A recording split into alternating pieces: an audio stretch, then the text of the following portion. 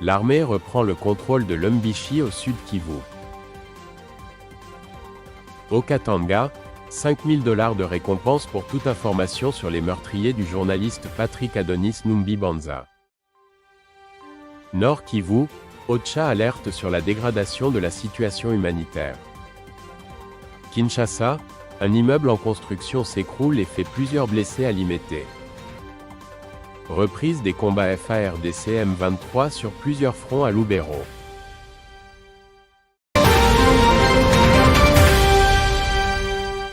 Bonjour ou bonsoir dépend de l'heure à laquelle vous nous suivez. Je suis Monsieur Patrick Moukoko du JJ Media Studio d'actualité en direct de la RDC. Les forces armées de la République démocratique du Congo, FARDC, ont repris le contrôle de la localité de l'Umbishi, dans le territoire de Kalehe, Sud Kivu, dans le cadre de l'opération Caterpillar 2. Cette offensive militaire vise à déloger les rebelles du M23, qui violent le cessez-le-feu depuis plusieurs mois. Le porte-parole des FARDC au Nord Kivu, le lieutenant-colonel Guillaume Niquet, a précisé que l'armée a également repris plusieurs collines environnantes, notamment Luzirantaka, Kamatal, Bitagata et Kabingo, où les rebelles tentaient d'exploiter des gisements miniers. Dans le territoire voisin de Masisi, Nord Kivu, de violents combats opposent les FARDC aux rebelles du M23 depuis ce mardi matin. Les FARDC et les groupes locaux Wazalendo défendent les positions reprises récemment, repoussant une nouvelle tentative d'assaut des rebelles autour de Ngungu. L'armée congolaise reste mobilisée pour contenir les avancées des rebelles et protéger les ressources stratégiques du pays. Reportage.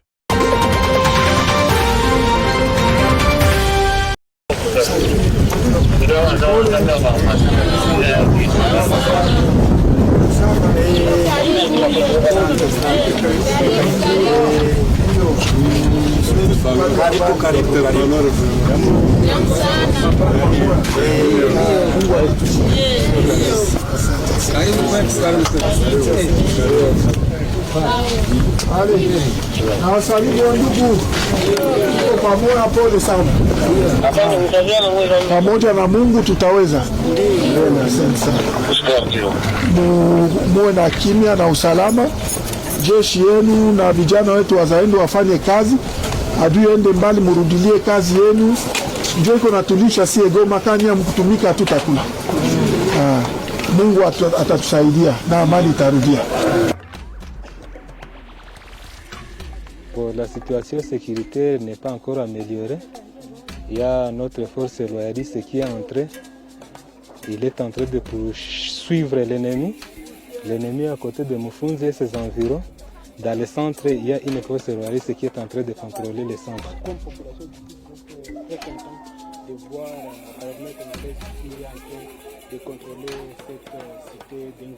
Tellement content parce qu'il y a longtemps que nous étions pris en otage. Comme nous sommes en train de nous retrouver à côté de notre force royaliste, l'armée congolaise, nous sommes tellement contents, comme population, nous sommes tellement contents. Cette guerre, nous allons gagner. C'est possible, selon la détermination de notre force, c'est possible de gagner. Parce que là où ils étaient dans de hautes montagnes, ils ont quitté là. Aujourd'hui, maintenant, nous sommes rassurés que notre force va gagner. Leo tuko na furaha sana kuona jeshi yetu ya taifa ikifika hapa mjini Ngungu kwa kumkimbiza M23. Wakati M23 ilikuwa hapa, wakazi walikuwa wanatatizwa, walikuwa na shida ya nguvu sana, kwani walikuwa wanalima virai, hakuna wa kuviuza, wanalima mihindi, hakuna wa kuiuza. Lakini tuko na hakika kama ginze FARDC inafika hapa, kitu yote itakuwa mzuri.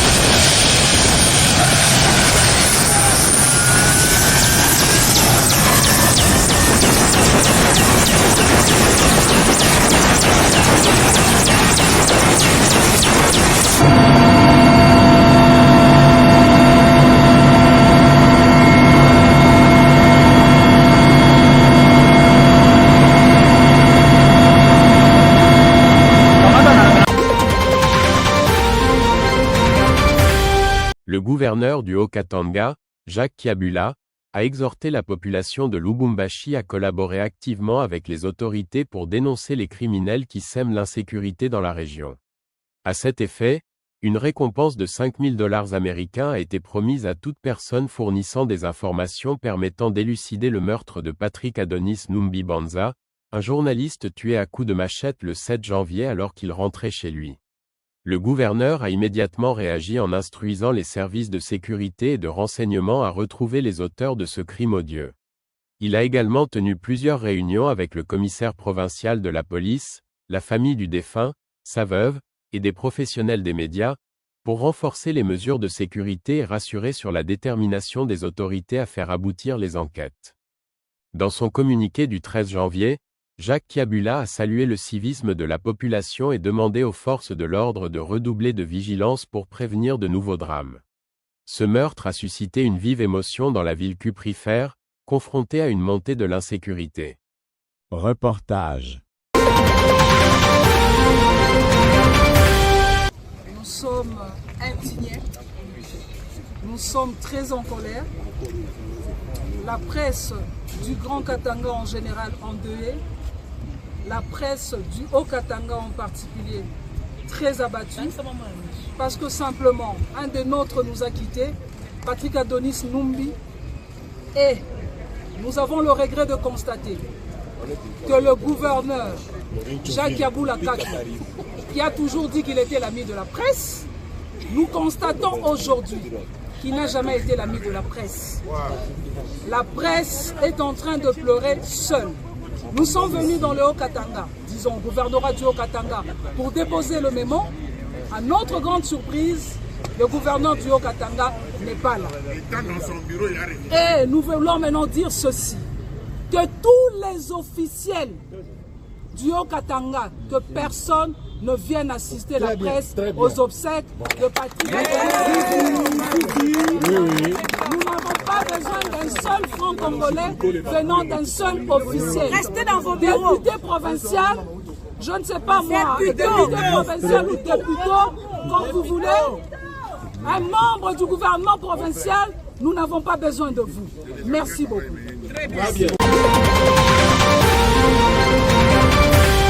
Un nourrisson de 2 mois vivant dans le site de déplacés de Louvangira, dans la zone de santé d'Ouacha, territoire de Béni, Nord Kivu, a été confirmé comme porteur de la variole de singe, Mpox. Les analyses, effectuées après un prélèvement d'échantillons le 5 janvier, ont confirmé le diagnostic. 2 autres cas suspects ont également été signalés dans le même site. Archip Koulé Kyuza, infirmier superviseur chargé de la surveillance épidémiologique, a exprimé des préoccupations quant au risque élevé de propagation de la maladie dans ce site surpeuplé. Des mesures ont été prises pour suivre les contacts à risque et limiter la transmission. Les 2 cas suspects ont été admis au centre de traitement des monkeypox, CTM, d'Ouacha, tandis que des campagnes de sensibilisation à l'hygiène et à la vaccination sont en cours pour prévenir la propagation de la maladie. Les autorités médicales insistent sur l'importance du lavage régulier des mains et envisagent une vaccination ciblée, notamment dans les familles exposées à ces cas. Reportage. Cette nouvelle variante du Mpox, aussi appelée variole du singe, est plus contagieuse, plus létale aussi. L'Organisation mondiale de la santé a déclenché son plus haut degré d'alerte pour contrer cette nouvelle propagation dont la souche est originaire de la République démocratique du Congo. Le virus se transmet par contact physique étroit avec une personne infectée. Les symptômes sont impressionnants, des éruptions cutanées sur tout le corps. Alors, faut-il craindre une nouvelle pandémie mondiale ? On n'est pas du tout dans la même problématique que le Covid parce que la transmission par voie respiratoire est encore une fois nettement plus faible, même si elle existe. On est devant une maladie qui est heureusement le plus souvent bénigne, mais il y a quand même une mortalité, en particulier chez les gens fragiles, en particulier, comme toujours, les gens qui ont un déficit du système immunitaire. La vaccination serait la meilleure riposte à cette épidémie. Un immeuble en construction s'est effondré le lundi 13 janvier sur l'avenue Forgeron, dans le quartier Funa, commune de Limete à Kinshasa, causant plusieurs blessés graves. La bourgmestre Alamba Feza a indiqué que le drame est dû au non-respect des normes de construction et urbanistique. 3 blessés graves ont été transportés à l'hôpital HJ de Limete, tandis que d'autres victimes sont encore coincées sous les décombres. Les secouristes continuent les recherches pour tenter de sauver des vies, bien qu'un des rescapés extraits des ruines ne montre plus de signes vitaux. Selon la bourgmestre, l'effondrement s'est produit alors que le béton devait être coulé sans support adéquat, entraînant la catastrophe. Les opérations de secours se poursuivent depuis plusieurs heures pour libérer les personnes encore ensevelies. Reportage.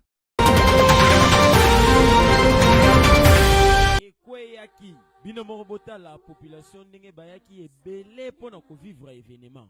Nani ataweza kusema yeni kweli, inabakia tu Mungu atuponeshe. Ah, ebongo badega somme yango moko immeuble ekweyeli 2 parcelles mobimba na moko. Heureusement batu bakufite kasi na parcelle mususu banda ko ebele bukani. Si tango ba reporter na biso bazalaki wana 8 morts déjà bamonanaki kasi bango nyonso kaka ya famille moko kokamwa pe pasi. Mais cause ya accident oyo tisikoyo etikali koyebana te. Quelque temps après, tomonaki présence ya la police accompagnée na... Les affrontements entre les forces armées de la République démocratique du Congo, FARDC, soutenus par les combattants Wazalendo, et les rebelles du M23, appuyés par le Rwanda, ont repris tôt le matin du mardi 14 janvier 2025 dans le territoire de Lubero, au nord Kivu. Les combats se concentrent principalement dans les villages de Kamandijit et Kibanda, situés à environ 60 km de Lubero centre. Des détonations d'armes lourdes et légères ont été entendues jusqu'à Keina et Kirumba. D'autres affrontements ont également été signalés à Luofu et près de la zone rurale de Kirumba. Les FARDC, tout en gardant leurs positions initiales, ripostent avec vigueur en utilisant l'artillerie et des hélicoptères de combat pour pilonner les positions des rebelles. La région reste sous haute tension, avec un renforcement des troupes et des munitions des deux côtés. Reportage. Lubero dans la province du Nord Kivu. Ici, les forces congolaises sont présentes dans les rues de la ville, dernier verrou sécuritaire pour empêcher les combattants du M23 d'atteindre les territoires de Butembo et de Beni, pour l'heure jamais occupés par le groupe rebelle. Mais depuis lundi, les affrontements ont repris dans plusieurs villages du territoire de Lubero, opposant l'armée congolaise aux rebelles du M23. C'est dans ces collines là-bas que les affrontements se déroulent. Là-bas, il y a le M23 et nos soldats. Et ici, on vit dans la psychose. On ne sait pas ce qu'ils font là-bas, mais on les voit partir pour combattre. Ici, à Lubero, on vit dans la peur. Tantôt, on nous dit que le M23 arrivera ici ce soir. On ne sait plus quoi faire. Ici, c'est difficile de trouver de l'argent. Comment on va vivre ? Où va-t-on aller ? On nous parle de cessez-le-feu. Et nous, on se demande si le cessez-le-feu, c'est de la politique ou quoi ? Un cessez-le-feu a été signé fin juillet entre la RDC et le Rwanda. Mais les accrochages restent fréquents. Chaque camp s'accuse d'avoir initié les hostilités et revendique la prise ou la défense de positions ou de villages sans avancée majeure. Jeudi, les combats ont repris à 4 h du matin dans les localités de Kasségué et de Michobwe, à 90 km au sud de Lubero. La situation n'est pas bonne. Nous voulons que la paix revienne dans notre pays, le Congo, parce que nous avons besoin de la paix et non de la guerre. Comme le M23 vient pour combattre et entrer au Congo, qu'il dialogue avec le président, parce que nous, la population, nous n'avons pas la culture de la haine, ni celle de la guerre. Nous voulons seulement la paix. Merci de suivre l'actualité, je m'appelle Patrick Moukoko de Jiji Media Studio. N'oubliez pas de vous abonner, d'aimer et d'activer la cloche de notification pour plus d'informations. À bientôt, au revoir.